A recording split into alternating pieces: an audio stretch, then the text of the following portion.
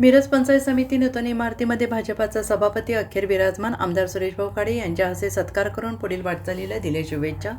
मिरज पंचायत समिती सभापती उपसभापती निवडणूक प्रक्रिया पार पडल्यानंतर माजी पालकमंत्री सुरेशभाऊ खाडे यांनी सभापती राणी भोरे, उपसभापती ललिता शेजवळ यांचा सत्कार करून नूतन प्रशासकीय इमारतीमध्ये विराजमान केले।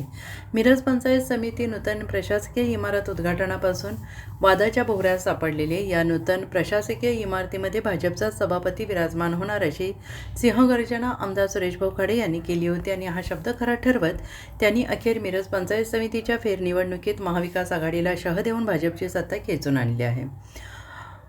14-8 अशी संख्या झाल्याने महाविकास आघाडीने या निवडणुकी प्रक्रियेला अनुपस्थित राहून अक्षरशः माघार घेतल्याचं चित्र स्पष्ट झालं आहे।